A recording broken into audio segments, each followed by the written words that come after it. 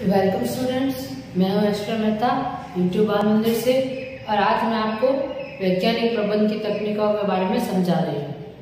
इससे पहले मैंने आपको कार्यात्मक फॉर्मेनशिप के बारे में बताया था कि वो क्या होता है और इसकी क्यों आवश्यकता होती है।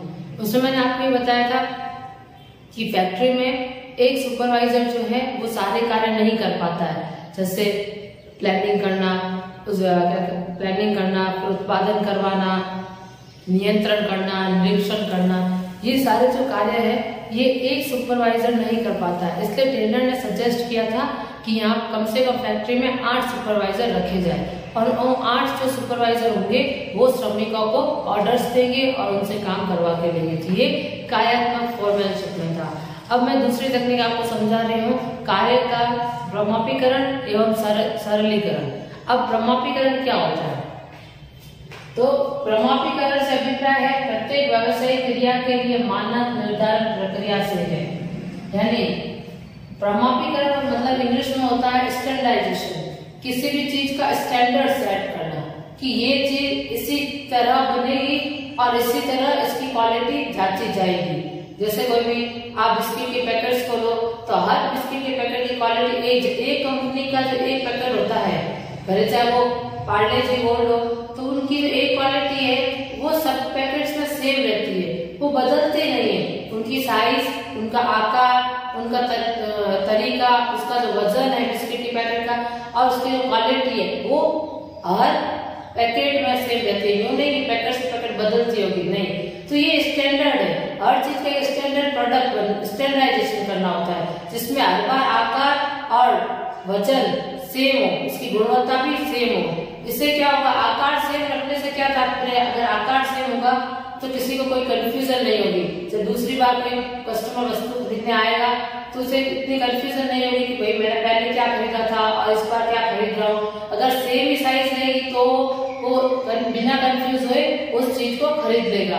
तो इसलिए आजकल स्टैंडर्ड रखे जाते हैं ताकि हम लोगों का ज्यादा से ज्यादा भरोसा जीत सके। कस्टमर का भरोसा जीतने के लिए ये स्टैंडर्ड यूज किए जाते हैं। जैसे अगर बिस्किट की क्वालिटी बहुत अच्छी है, एक पैकेट में अच्छी है और दूसरे पैकेट में अच्छी नहीं हुई, या एक कार्टून में अच्छी और दूसरे कार्टून में अच्छी नहीं हुई, तो लोगों का क्या है, विश्वास चला जाएगा, लोगों का विश्वास कम हो जाएगा। क्या पता इस पैकेट में कैसे निकले, क्या पता उस पैकेट में कैसी थी। लेकिन अगर सारे पैकेट और सारे कार्टून में एक जैसी क्वालिटी है तो लोगों का विश्वास बना रहेगा कि इस कंपनी के प्रोडक्ट तो स्टैंडर्ड ही होते हैं, इस कंपनी के प्रोडक्ट अच्छे ही होते हैं, भले कोई भी पैकेट खरीदो और कभी भी खरीदो। तो इस तरह से इसी की आवश्यकता के लिए स्टैंडर्ड रखे जाते हैं। अब यहाँ पे लिखा प्रमापीकरण से अभिप्राय प्रत्येक व्यवसायिक क्रिया के लिए मानक सेट करना, यानी मानक निर्धारण करना। कोई भी व्यवसायिक क्रिया हो, एक व्यवसाय में कोई भी क्रिया हो, सबको करने का एक सर्वश्रेष्ठ ढंग होना चाहिए, एक सर्वश्रेष्ठ तरीका होना चाहिए। इस काम को इसी तरह से किया जाना चाहिए तो ये सबसे अच्छा होगा। एक बार मानक सेट करना, हर काम को करने का एक स्टैंडर्ड सेट कर देना कि काम किस तरह से होना चाहिए, किस तरह से होगा, इसके लिए स्टैंडर्ड सेट कर दो कि हमारा काम तो इस तरह से होगा। पैकिंग करनी तो पैकिंग इसी मशीन से इसके द्वारा ही होगी।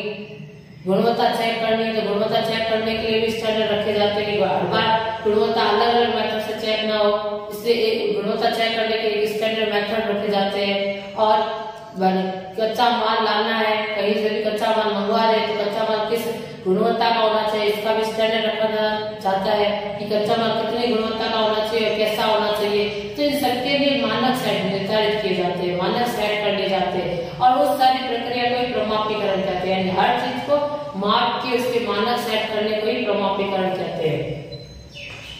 प्रमापीकरण प्रक्रिया कच्चा माल, समय, उत्पाद, मशीनरी, कार्य पद्धति अथवा कार्य क्षमता का हो सकता है। प्रमापीकरण किस किस का हो सकता है? सिर्फ वस्तु की गुणवत्ता का नहीं होता है, बल्कि वह सारी प्रक्रिया का भी होता है। कोई कार्य करने की जो भी स्टेप है तो किस तरह से फॉलो किए जाएंगे, किसी भी कार्य करने को जो भी तरीके तो किस तरह से पूरे किए जाएंगे, उसके भी मानक सेट किए जाते हैं। कच्चा माल है, कैसी गुणवत्ता वाला खरीदना है, कितनी गुणवत्ता वाला खरीदना है, कितना खरीदना है, ये सब भी पहले से प्रमापीकरण के हिसाब से देखा जाता है। लेकिन कच्चा माल का भी प्रमापीकरण किया जाता है, स्टैंडर्डाइजेशन किया जाता है। आजकल आपने ये वर्ड कॉमन सुना होगा, स्टैंडर्डाइजेशन। हर चीज में स्टैंडर्ड होना चाहिए, किसी भी चीज की गुणवत्ता कम या ज्यादा नहीं होनी चाहिए, किसी का प्रकार हर बार सेम होना चाहिए, हर बार बदलता हुआ नहीं होना चाहिए। ये सब आपने वर्ड्स आज की दुनिया में सुने होंगे। आप भी कोई प्रोडक्ट खरीदने जाते हो आजकल मार्केट में, तो एक कंपनी की जो एक प्रोडक्ट विशेष जो एक प्रोडक्ट होता है उसकी सबकी साइज एक जैसी होती है। जैसे आपने कोई भी फ्रिज ऑर्डर किया, जो एलजी के फ्रिज आते हैं, तो उस कंपनी के एलजी के जो फ्रिज होंगे और एक मॉडल का जो फ्रिज होगा, वैसे 100 फ्रिज रखे हुए होंगे एक ही मॉडल के, 100 एक जैसे होंगे। आप सिर्फ कलर का फर्क हो सकता है, लेकिन 100 मॉडल की जो क्वालिटी है वो एक जैसी होगी एक मॉडल की। ऐसे नहीं कह रहे कि सारे इस कंपनी के एक जैसे होंगे, एक मॉडल के फ्रिज एक जैसे होंगे। अब अलग अलग मॉडल के अलग अलग भी हो सकते हैं, लेकिन एक मॉडल के जो फ्रिज है वो उस प्राइस में सेम होंगे। जैसे 15,000 का एक फ्रिज जो आता है एलजी का, वैसा वैसा बाकी के फ्रिज भी वैसे ही उस मॉडल के बिल्कुल सेम होंगे। भले आप उनमें से कोई भी एक चूज करो, यूं एक की गुणवत्ता अच्छी थी, एक खराब निकला, एक की और क्वालिटी बेकार निकली, एक बहुत ज्यादा अच्छा है, ऐसा नहीं होगा। तो कच्चा माल समय, एक काम को करने में कितना समय लगता है यह भी सेट किया जाता है कि इस काम को करने में तो इतना ही समय लगना चाहिए, इससे ज्यादा समय नहीं लगना चाहिए। किसी भी चीज को बनाने में वर्कर्स के द्वारा जो चीजें बनाई जाती है, तो उस चीज को बनाने में कितना समय लगेगा ये भी सेट कर लिया जाता है, इसका भी प्रमाणीकरण किया जाता है। उत्पाद, मशीनरी, कार्य पद्धति अथवा कार्य सत्ता का हो सकता है। कार्य पद्धति यानी कार्य के कौन से मेथड होंगे, किस तरह कार्य को करने के बहुत सारे तरीके होते हैं, तो हम एक सर्वश्रेष्ठ तरीका ढूंढते हैं कार्य को करने का। तो कार्य इसमें भी प्रमाणीकरण देखा जाता है कि कार्य को सबसे अच्छा करने का जो तरीका है वो हर बार सेम ही रहे, बदले नहीं। यह मानक मानदंड हो सकते हैं उत्पादन के दौरान इनका पालन करना होता है। ये जो मानक मानदंड होते हैं जिसका हमेशा पालन करना जरूरी है। एक बार जो मानक सेट हो गए तो हमें उसका लगातार उपयोग करना चाहिए और उसका पालन करना चाहिए। हर बार मानक बदलने की जरूरत नहीं होती है, हर बार स्टैंडर्ड बदलने की जरूरत नहीं होती है। एक बार जो स्टैंडर्ड सेट हो गए तो हमें उसी का पालन करना चाहिए। प्रमाणीकरण का उद्देश्य सिर्फ वस्तु की गुणवत्ता से नहीं बल्कि उसके आकार, वजन, आयाम आदि से। यानी प्रमाणीकरण का जो उद्देश्य सिर्फ वस्तु की गुणवत्ता ही देखना नहीं है कि चलो क्वालिटी देख ली और हर बार साइज अलग अलग आती है या शेप अलग अलग है उसका, इस तरह से नहीं होना चाहिए। हर किसी की गुणवत्ता तो सेम होनी चाहिए पर साइज और शेप भी सेम होना चाहिए ताकि वो चीज स्टैंडर्ड कहलाए। जो प्रोडक्ट्स होते हैं, आपने किसी भी चीज के प्रोडक्ट्स देखे होंगे, जैसे ब्यूटी प्रोडक्ट्स ले लो या फिर शैम्पू की बॉटल्स ले लो, तो जो एक प्राइस की शैम्पू की बोतल आती है तो उस प्राइस में बाकी की सारी भी सेम ही आती है इस कंपनी में। यूं नहीं है किसी में 100 ml आ गया तो किसी में 200 ml आ गया, किसी में 300 ml आ गया सेम प्राइस में, तो ये नहीं होता है। सबकी साइज क्या होती है, एक फिक्स प्राइस पर सबकी क्वांटिटी फिक्स कर दी जाती है। इस प्राइस पर इतनी ही क्वांटिटी मिलेगी और यही बोतल की साइज रहेगी। तो ये एक तरह का स्टैंडर्ड है जो कंपनी मेंटेन करती है। आज की दुनिया में जो सारी कंपनियां होती है वो इसी तरह के स्टैंडर्ड मेंटेन करती है अपनी सारी चीजों में, ताकि लोगों को कंफ्यूजन ना हो लेने में और लोग हर बार आए तो उन्हें वापस सोचना ना पड़े कि भैया इसका क्या प्राइस है, इस प्राइस में अब क्या आएगा, हर बार प्राइस ना बदले, एक स्टैंडर्ड प्राइस रहे ताकि लोगों में किसी भी तरह की कंफ्यूजन ना हो।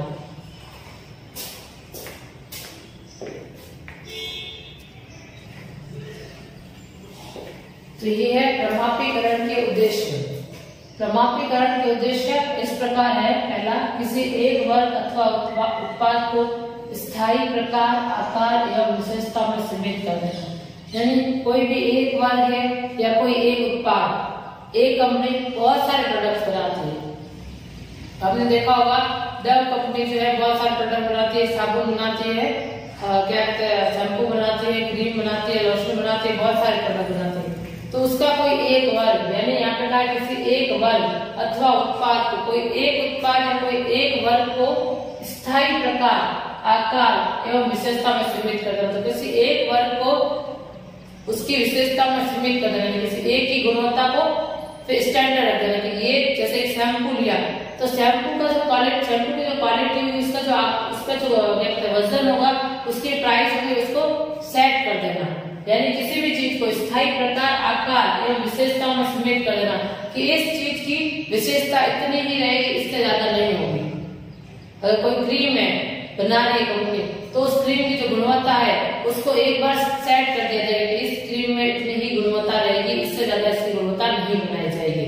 तो किसी भी चीज को बनाने से पहले उस चीज की गुणवत्ता, उसका आकार सबसे पहले सेट कर दिया जाता है कि इससे ज्यादा ना तो बड़ा होगा आकार, न इससे ज्यादा छोटा होगा, न इस चीज का वजन इससे ज्यादा होगा, ना वजन ज्यादा कम होगा।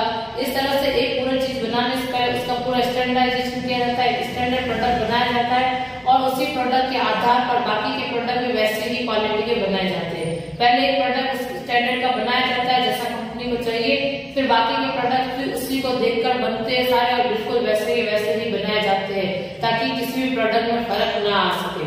चाहे फिर कस्टमर कोई भी प्रोडक्ट खरीदे उस कंपनी का, उस वर्ग का या उस पर्टिकुलर प्रोडक्ट खरीदने पर उसे चेंज ना मिले।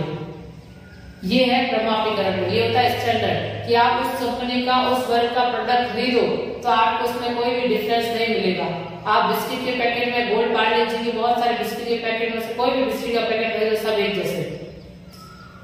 दवा की शैम्पू की जो बोतल होती है आप खरीदो एक रेट की, जैसे 200 की या 300 वाली खरीदोगे तो वो उसमें जो क्वालिटी होगी वो सब में सेम होगी। ऐसे नहीं है कि एक ही 300 की बोतल में 200 ml आ रहा है, एक ही 300 की बोतल में वापस 300 ml आ रहा है, तो ऐसा नहीं हो सकता। एक फिक्स प्राइस की बोतल, एक वर्ग की जो बोतल है उसमें सेम क्वालिटी होगा। तो ये होता है प्रमाणीकरण। विनिर्मित भाग एवं उत्पादों को परस्पर बदल लेने की योग्यता स्थापित करना।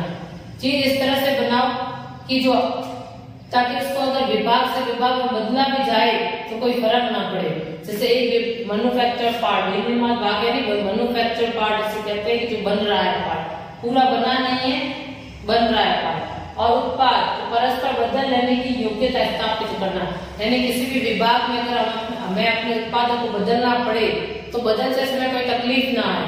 जैसे इस बाड़मेर के विभाग में कोई चीज बन रही है और उसको हमें जोधपुर के विभाग से बदलनी है तो एक कंपनी दोनों जगह अपना स्टैंडर्ड जो है सेम रखेगी कि यहाँ के प्रोडक्ट्स अगर वहां चले जाए, वहां के प्रोडक्ट्स अगर इस विभाग में आ जाए तो दोनों में किसी भी तरह कंफ्यूजन या चेंज ना हो। हर जगह जो पूरे एक विभाग के कोने में सारी जो चीजें वो सेम होनी चाहिए, जो प्रोडक्ट्स है उनका स्टैंडर्ड पूरे देश में सेम होना चाहिए, फिर वो किसी भी देश के कोने में बदलता रहे, उससे कोई फर्क ना पड़े। माल की श्रेष्ठता एवं गुणवत्ता को स्थापित करना। माल की जो श्रेष्ठता एवं गुणवत्ता को स्थापित करना है, माल अच्छे से अच्छे गुण वाला और श्रेष्ठ हो। यूं नहीं कि कम प्राइस में आप बहुत ज्यादा गुणवत्ता वाला माल दे रहे तो वो नहीं है। एक फिक्स प्राइस में आप उसमें अच्छे से अच्छे गुणवत्ता का माल दे सको, इसके लिए भी स्टैंडर्डाइजेशन किया जाता है, यानी माल की गुणवत्ता पर ध्यान दिया जाता है। व्यक्ति और मशीन के निष्पादन के मानक निर्धारित करना। व्यक्ति यानी जो वर्कर्स है और जो मशीन है वो किस तरह से काम करेगी, कैसे काम करेगी, यह भी इसमें निर्धारित किया जाता है। किस तरह से काम करना है और कैसे करना है यह भी निर्धारित कर दिया जाता है ताकि उनके काम में भी फर्क ना आ सके, सब एक जैसा काम कर पाए, इसलिए प्रमाणीकरण किया जाता है, उनका भी प्रमाणीकरण किया जाता है। यही जो प्रमाणीकरण का उद्देश्य होता है कि जो सारे काम है वो एक जैसे हो, एक स्टैंडर्ड तरीके से हो ताकि उनमें कोई बदलाव ना हो और उनकी गुणवत्ता में कोई कमी ना आए, इसके लिए प्रमाणीकरण किया जाता है।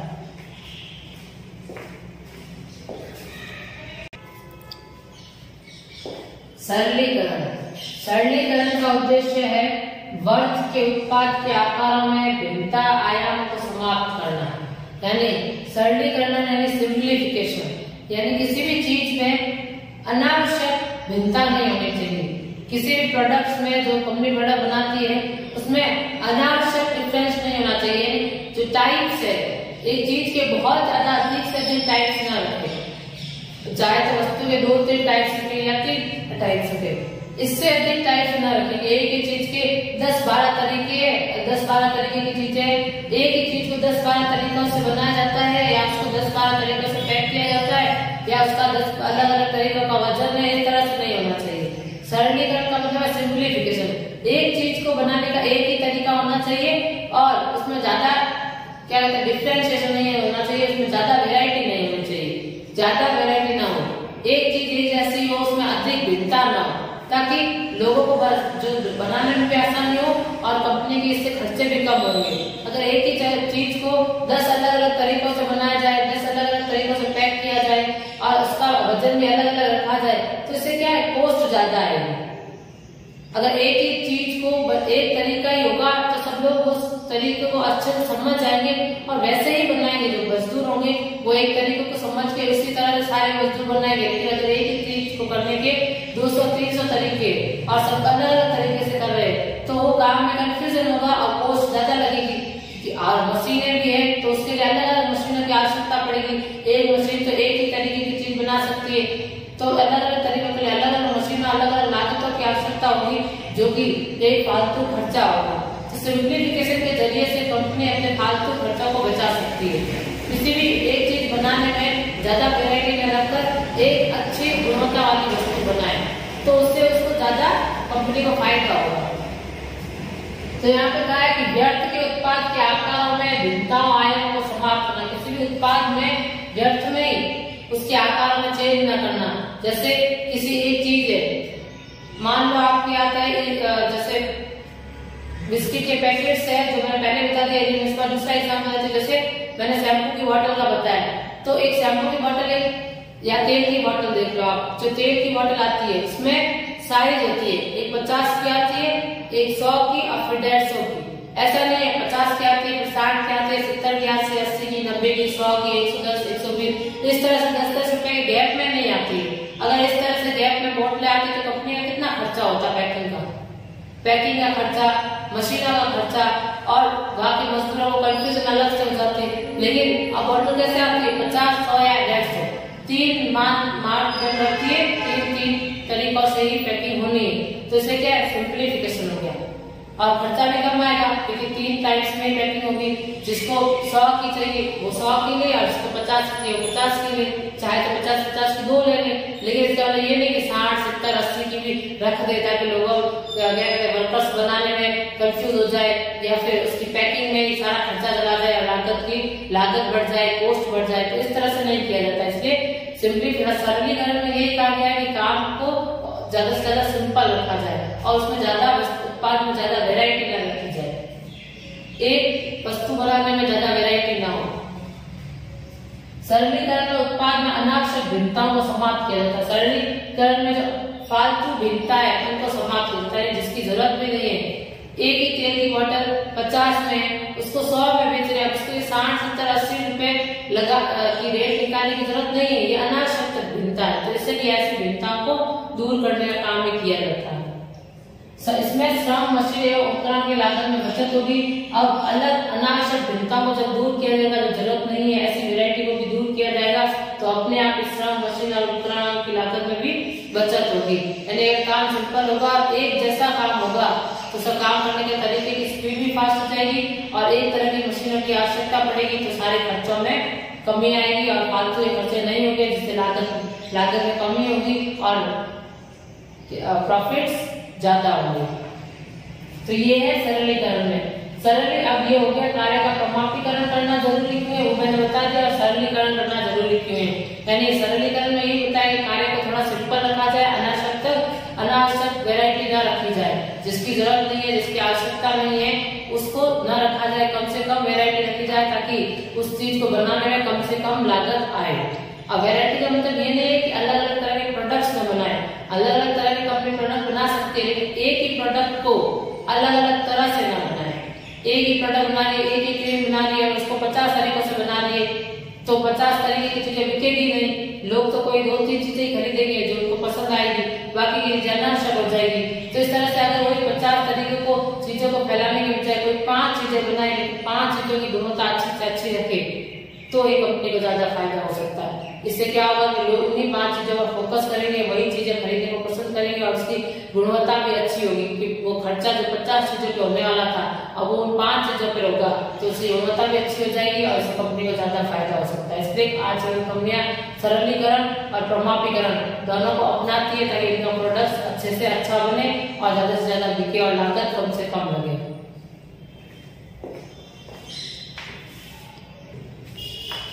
जैसे एक कंपनी जो है, एक कंपनी है पेपर मैन्युफैक्चरिंग कंपनी, अगर वो 2000 तरीके के अलग अलग पेपर बनाए, यानी 2000 तरीके के पास पेपर बनाने के, तो 2000 तरीके के पेपर बनाने में खर्चा कितना आएगा? तो इस कंपनी ने 2000 पेपर अलग अलग तरीके के बनाने से छोड़कर 200 तरीके के पेपर बनाने शुरू किए। यानी 2000 की वैरायटी को छोड़कर उन्होंने सोचा कि हम सिर्फ 200 की वैरायटी बनाते हैं तो फायदा हो। और इससे उनको फायदा हुआ क्योंकि 2000 पेपर जो अलग अलग तरीके बनते थे उसमें अलग अलग मशीनों की आवश्यकता होती थी, अलग अलग टाइम वेस्ट करना पड़ता था, अलग अलग तरीके से सोचना पड़ता था, अलग अलग मजदूरों की आवश्यकता होती थी।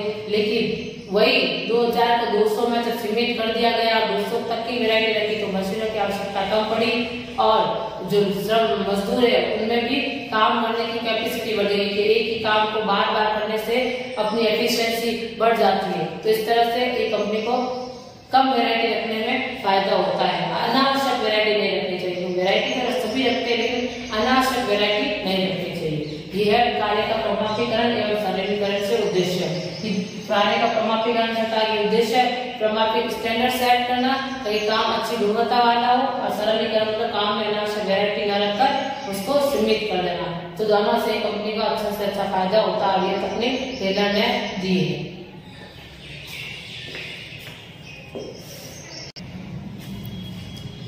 अब अगली तकनीक है कार्य पद्धति अध्ययन। कार्य पद्धति अध्ययन का मतलब होता है मेथड स्टडी, यानी किसी कार्य को करने का कौन तरीका, मेथड। अब उसके बारे में टेलर ने अध्ययन किया कि किसी भी कार्य को करने का एक विशेष तरीका होना चाहिए। उस विशेष तरीके से कार्य करने पर जो नुकसान है मतलब जो लागत है वो कम से कम लगे और उत्पाद ज्यादा से ज्यादा हो। इस तकनीक का उद्देश्य क्या है? इस तकनीक का उद्देश्य है कि किसी काम को करने का सर्वश्रेष्ठ तरीके को ढूंढना, किसी भी काम को करने के लिए सबसे अच्छे से अच्छा तरीका ढूंढना जिससे उत्पाद लागत कम हो और सीमित संसाधनों का अधिक उपयोग हो। यानी क्या कहते हैं, उत्पाद लागत जो है कम से कम आए, यानी माल को बनाने की जो कॉस्ट है वो कम आए और जो भी संसाधन है आप एक फैक्ट्री में या कंपनी में लगे हुए उनका अधिक से अधिक यूज ले सके, ग्राहकों को अधिक से अधिक गुणवत्ता का माल दे एवं उनको संतुष्टि प्रदान करे। यही एक कार्य पद्धति तकनीक का जो है कार्य पद्धति अध्ययन का जो तकनीक का जो महत्व है या यही इसका उद्देश्य है कि किसी भी कार्य को इतने अच्छे ढंग से या सर्वश्रेष्ठ तरीके से किया जाए या वो तरीका ढूंढे कार्य को करने का सबसे अच्छे से अच्छे तरीका ढूंढे ताकि एक उत्पाद लागत कम हो और जो कंपनी के साधन है उनका अधिक से अधिक उपयोग ले सके, अच्छी गुणवत्ता का माल बनाकर ग्राहकों को संतुष्ट कर सके। तो यह तरीका ढूंढना ही इस तकनीक का उद्देश्य है। संतुष्टि सर्वश्रेष्ठ मार्ग के निर्धारण के कई प्राचल है, यानी सर्वश्रेष्ठ मार्ग को निर्धारित करने के बहुत सारे तरीके हैं, उससे हम एक अच्छा तरीका ढूंढ सकते हैं। सर्वश्रेष्ठ मार्ग को निर्धारण करने के बहुत सारे पैरामीटर्स हैं, बहुत सारे तरीके। सर्वश्रेष्ठ क्या होता है, यानी हम क्या सोचते हैं कि हमारे एक कंपनी की नजर से देखें तो कंपनी की तरफ से सर्वश्रेष्ठ तरीका वो होगा जिसमें लागत कम से कम लगे और उत्पाद अधिक से अधिक हो और फायदा प्रॉफिट्स भी ज्यादा से ज्यादा हो और सीमित संसाधनों का अधिक उपयोग हो सके। वो ये सर्वश्रेष्ठ तरीका। सर्वश्रेष्ठ तरीका वही जिसमें कॉस्ट कम से कम और बेनिफिट से ज्यादा रहे, वो है सर्वश्रेष्ठ तरीका। और ये तरीका एक अच्छा एक सफल प्रबंधक ढूंढ लेता है। कच्चा माल प्राप्त करने से तैयार माल को ग्राहक तक पहुंचाने तक प्रत्येक क्रिया कार्य पद्धति के अंतर्गत आती है। यानी कच्चा माल प्राप्त करने से लेकर ग्राहकों को जो माल सौंपते इसके बीच में बहुत सारी प्रक्रिया होती है, माल बनाने की, पैकिंग की, उसको बेचने की, इतनी सारी प्रक्रिया और भी छोटी मोटी बहुत सारी प्रक्रिया होती है। तो सारी प्रक्रियाओं का तरीका ढूंढना है, कहीं पे भी ज्यादा कॉस्ट ना लगे, ज्यादा कॉस्ट ना लगे, ज्यादा लागत ना लगे, कम से कम लागत में अधिक से अधिक फायदा हो सके। तो इनमें सारी बीच की सारी क्रियाओं को सर्वश्रेष्ठ ढंग से करने के तरीके ढूंढे जाते हैं प्रबंधक के द्वारा और अपनाकर उस तरीके को अपनाकर एक कंपनी को फायदा पहुंचाया जाता है। तो कार्य पद्धति अध्ययन में वो सर्वश्रेष्ठ तरीका ही ढूंढना है। इस तकनीक का उपयोग उस तरीके को ढूंढने में, उस कार्य के तरीके को ढूंढने में जिससे कार्य सही अच्छे से अच्छे ढंग में हो पाए और कम लागत में हो पाए। इस तकनीक का यही उपयोग है और ये तकनीक प्रमाणीकरण करते समय और सरलीकरण करते समय इस तकनीक का अधिक उपयोग किया जाता है। उसमें क्योंकि स्टैंडर्डाइजेशन रखने में और सिंप्लीफिकेशन रखने में इस तकनीक का अधिक महत्व है। इस तकनीक के माध्यम से वही सर्वश्रेष्ठ तरीका ढूंढते हैं जिससे लागत कम लगती है और उत्पाद अच्छे से अच्छा हो पाता है। तो यही है कार्य पद्धति अध्ययन की तकनीक का उद्देश्य।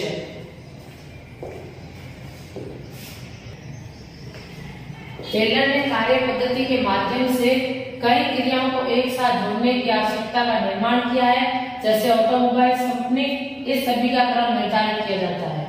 यानी टेंडर ने कार्य पद्धति के माध्यम से, यानी जो मेथड स्टडी के माध्यम से सारी क्रिया को एक दूसरे से जोड़ने की आवश्यकता को बताया कि सभी क्रियाएं जो है एक दूसरे से जुड़ी हुई होनी चाहिए और क्रम वाइज होनी चाहिए। सभी का एक क्रम होना चाहिए, पहले कौन सी होगी, बाद में कौन सी होगी, और सारी क्रिया एक दूसरे से जुड़ी हुई हो ताकि कार्य को करना और आसान हो जाए। जैसे ऑटोमोबाइल कंपनी होती है, गाड़ी बनाने वाली कंपनी, एक विभाग जो है टायर्स बनाता है तो दूसरा विभाग जो है कुछ और बनाता है। इस तरह से जो ऑटोमोबाइल से बहुत सारे पार्ट्स अलग अलग विभाग बनाते हैं, फिर उन सारे पार्ट्स को एक साथ जोड़ा जाता है, तब जाकर ये गाड़ी बनती है। तो ऑटोमोबाइल कंपनी में जिस तरह से कार्य हो रहा है कि सारे कार्य एक दूसरे से जुड़े हुए होते हैं, अगर एक भी विभाग जो है सही समय पर कार्य पूरा नहीं कर पाता है तो गाड़ी या ऑटोमोबाइल व्हीकल्स बनाना बहुत ज्यादा मुश्किल हो जाता है, सारे पार्ट्स की आवश्यकता होती है। तो इस तरह से जो टेंडर ने कहा है कि कार्य पद्धति के माध्यम से सारे क्रियाओं को एक दूसरे से जोड़े रखना चाहिए। इस सभी का क्रम निर्धारित किया जाता है और सारी क्रियाओं का जो क्रम है वो उत्पाद की जो सारी क्रियाएं उनका जो क्रम है पहले से निर्धारित किया जाता है कि पहले कौन सा कार्य पूरा होना चाहिए, फिर कौन सा कार्य पूरा होना चाहिए, ताकि लगातार क्रम वाइज कार्य करने से कार्य जल्दी पूरा होगा और बिना कंफ्यूजन के पूरा हो जाएगा। तो मेथड स्टडी में या जो कार्य पद्धति अध्ययन में वो सर्वश्रेष्ठ तरीके ढूंढे जाते हैं जिससे कार्य को अच्छे से अच्छे ढंग से करे और कम से कम लागत में पूरे किए जाते हैं। तो ये ढूंढा जाता है। अब और एक एग्जाम्पल लेके बताते हैं, जैसे एक शूज बनाने वाली कंपनी है, यानी जूते बनाने वाली कंपनी है, तो जूते कंपनी जो है हाथों से भी बनाए जाते हैं और मशीन से भी बनाए जाते हैं। तो अब कंपनी ये कंपेयर करेगी कि हाथों से बनाए हुए जूते ज्यादा सस्ते पड़ेंगे और या फिर मशीन से बनाए हुए जूते ज्यादा सस्ते पड़ेंगे और उनकी गुणवत्ता कैसी होगी।